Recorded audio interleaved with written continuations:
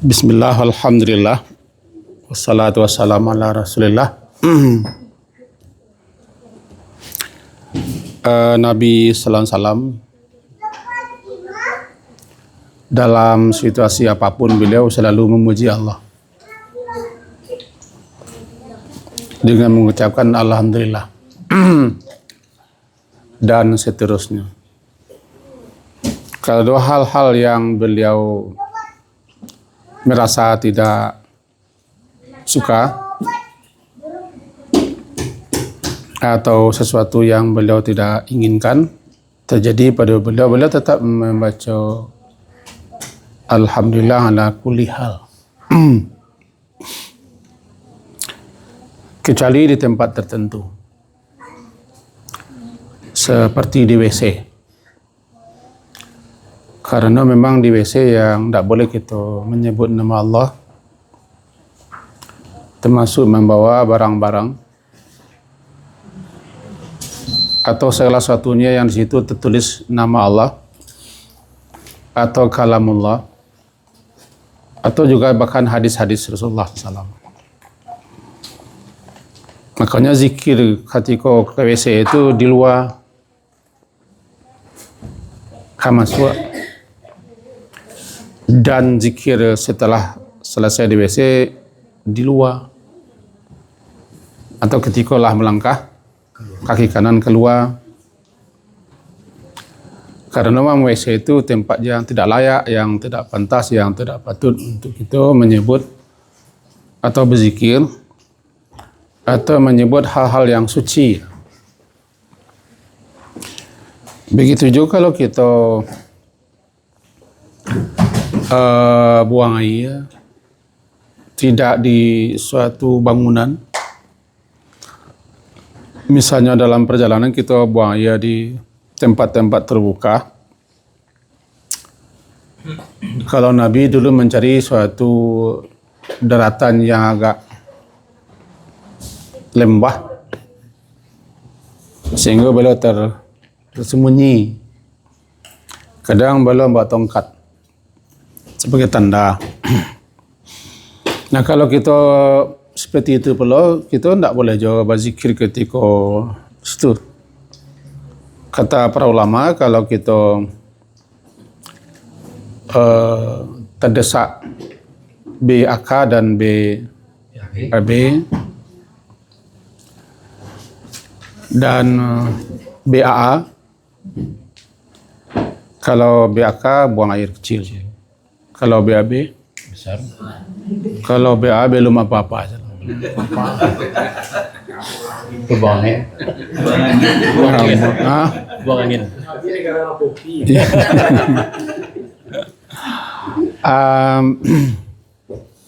Pertama, kita masuk ke daerah yang asing, daerah yang jarang kita tempuh, kita tetap dianjurkan dulu membaca a'udzu bikalimatillahi tammati min syarri ma khalaqa.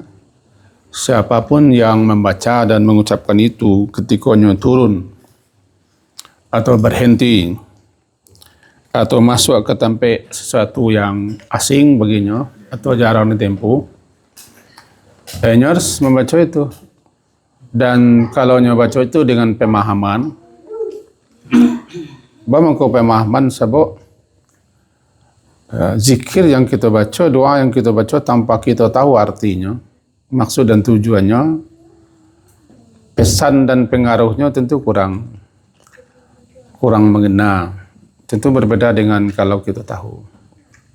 Maka semua doa-doa yang kita baca dalam bahasa Arab, seperti doa-doa dalam Quran atau seperti doa-doa yang diajarkan Nabi, kita harus mengetahui artinya. Begitu juga zikir. Jadi kalau kita masuk ke situ, a'udzu bikalimatillahi tammati min syarri ma khalaqa, itu kan artinya kita akan berlindung kepada kalimat-kalimat Allah yang sempurna dari segala kejahatan yang dicipta. Maka selama keberadaannya di situ, tidak ada satupun yang bisa memudaratkannya dijaga, dipelihara dia dari segala kejahatan, kejelekan, keburukan yang ada di tempat itu. Sampainya berangkat. Nah, kalau kita nanti buang air di tempat itu, kapan kita baca tadi itu? Pertama kita harus baca bismillah. Karena bismillah itu namanya satru atau sitru. Penghambat, penghalang, pembatas antara aurat kita dengan jin.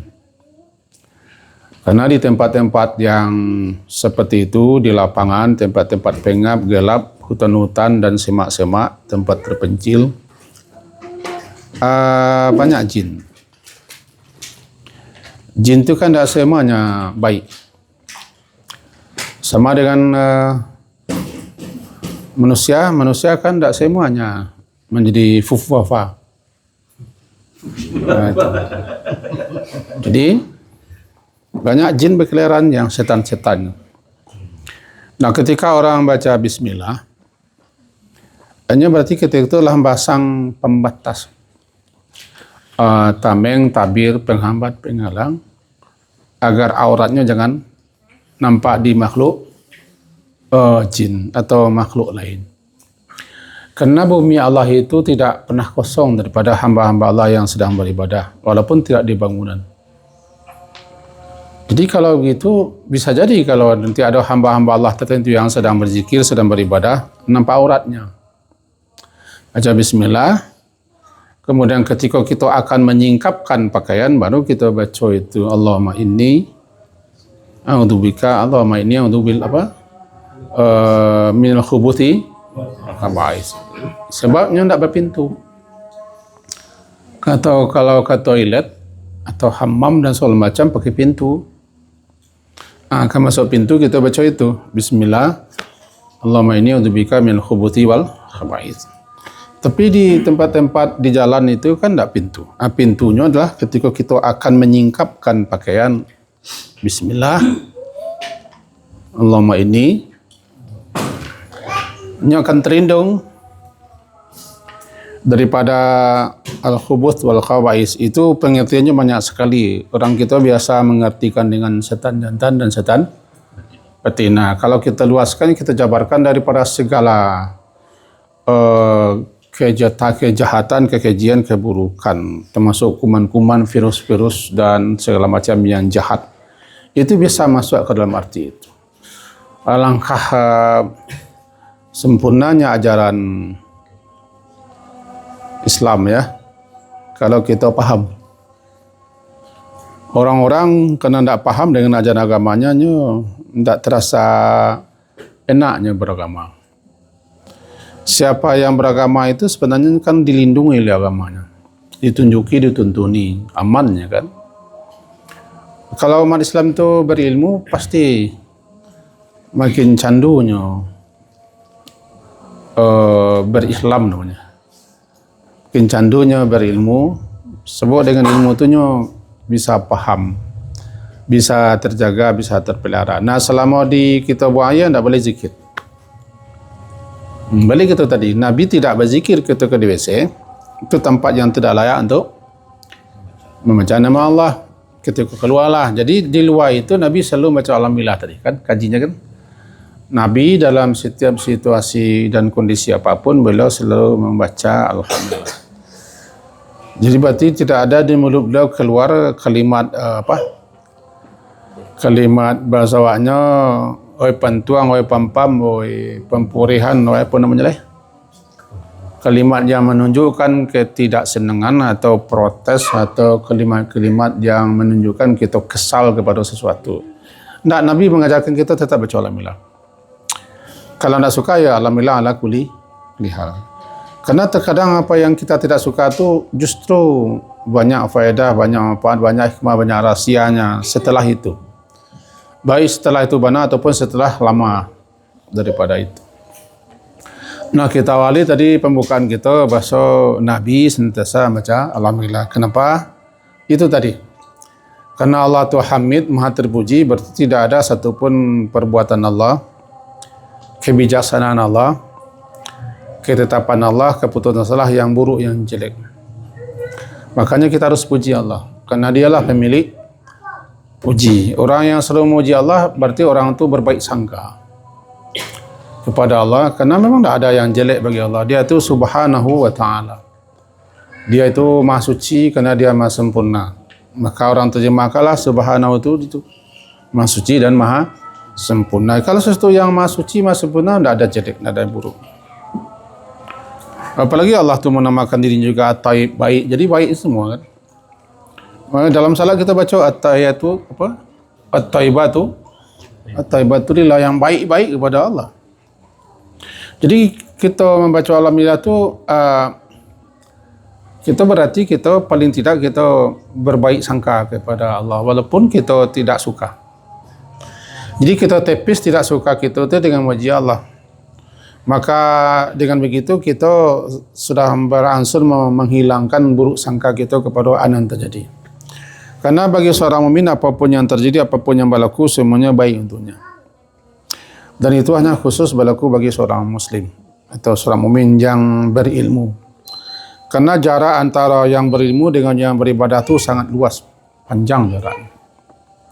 Sebagaimana jaraknya antara cahaya bulan dengan cahaya bintang. Begitu mana Islam itu menyuruh kita berilmu. Atau jaraknya perbandingannya sebagai jarak Nabi dengan orang yang paling rendah di antara kita. Kan sangat tinggi jarak. Jarak Nabi saya Abu Bakar jauh. Satu Nabi, satu Rasul. Satu kekasih Allah dengan Abu Bakar. Apalagi kata Nabi, jaraknya kafadli seperti kelebihanku. Di atas orang yang paling rendah di antara kamu. Itulah perbandingan orang alim dan orang yang abid. Orang yang beribadah tapi tidak mau berilmu. Karena ilmu itu kalau dia beriman, ilmunya menambah iman. Kalau orang yang rajin beribadah, ilmunya menambah ibadah. Kalau orang hatinya baik, ilmunya membuat hatinya lebih baik. Jadi tidak boleh kita tidak berilmu. Itu tadi itu. Jadi dengan hanya membaca alhamdulillah saja kita harus paham. Kita baca alhamdulillah kita bukan hanya sekadar mencari pahala. Pahala itu bagi orang-orang tertentu adalah nomor sekian. Di awak kita masuk hamba kan kecuali Pak Lurah atau Pak Yaman barangkali. Semuanya awak jadi karena bahwa doa kan fadilah betul. Fadilah tu nomor sekian lah. Beribadah kan selalu kuah fahlonya, ganjaran, kuah fadilahnya. Kalau makan bisa kita fadilah makan ke beri kenyangnya. Tapi beribadah memuji Allah dan fadilah dulu. Ilmuilah dulu. Sebab semua sesuatu itu manfaat faedahnya kembali kepada kita. Sebelum kita akhiri, itu makanya namanya pahala itu bahasa Sinanya sawab namanya. Sawab itu sa. Alif bata sa. Sa titik tiga. Pisang masak lisui. Sa. Sawab. Sawab itu maknanya kembali. Jadi berarti kebaikan apapun yang kita kerjakan kembali kepada kita yang melakukannya, manfaatnya, faedahnya segala macam. Tidak ada yang untuk Allah untuk apa? Bagi Allah untuk apa? Allah itu ghani, Allah itu maha kaya, tidak butuh kepada apa. Untuk apa Allah? Ibadah kita. Tidak beribadah pun kita, Allah itu tetap akbar. Namanya untuk Allah, kenal Allah, tapi sebenarnya bukan itu. Nah, jadi dengan itu kita akhiri bahwa mari kita berusaha terus mengilmui setiap apa yang akan kita lakukan. Termasuk ketika sakit pun kita harus memuji Allah. Kalau tidak mampu memuji Allah, jangan berburuk sangka kepada Allah. Karena di balik sakit itu terlalu banyak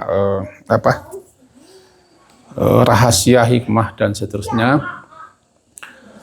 Bahkan cara menyuruh Ustaz Anto ke rumah dengan hamba sakit itulah.